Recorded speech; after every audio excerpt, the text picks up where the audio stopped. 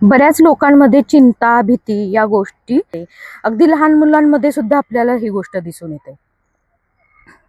आता लहान मुलांना बऱ्याच गोष्टींचे अनुभव नसतात. प्रत्येक परिस्थिती ही नवीन असते.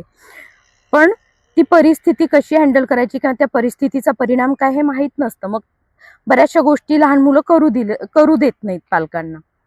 त्यातलं एक रिसेंटलीच मी एक उदाहरण पाहिलं की सगळ्यांमध्ये दिसणारं एक साधारण उदाहरण हे असतं लहान मुलांमधलं, की बरीचशी लहान मुलं आहेत ही केस कापू देत नाहीत पालकांना. पालकांना म्हणजे की जेव्हा ते सलूनमध्ये नेतात, तेव्हा ती तिथे केस कापू देत नाहीत. तर या पालकांनी काय केलं, आपला जो मोबाईल असतो त्याला ट्रिमरच्या आवाजाचा एक ऑडिओ लावला आणि तो मोबाईल ट्रिमर सारखा त्याच्या केसांवरून फिरवला आणि ती परिस्थिती त्या लहान बाळासाठी एवढी काही भीतीदायक नव्हती.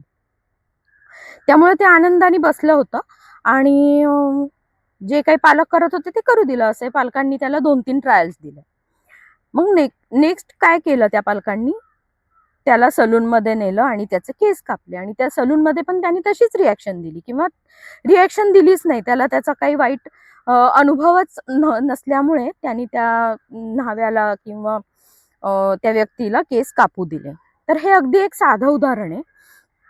जे फक्त लहान मुलांनी नाही, अगदी मोठ्या लोकांनी सुद्धा हे जर अवलंबलं, अगदी लहान मुलांनी नाही तर अगदी मोठ्या लोकांनी सुद्धा आपल्यामधली जी निगेटिव्ह भावना आहे, आपल्यामधली जी भीती, चिंता, असुरक्षिततेची भावना असेल, जे काही असेल, त्याच्यावर जर अशा पद्धतीने काम केलं तर नक्कीच त्यावर काम होऊ शकतं. आपली भीती कमी होऊ शकते, आपली चिंता कमी होऊ शकते. याला डिसेन्सिटायझेशन म्हणतात.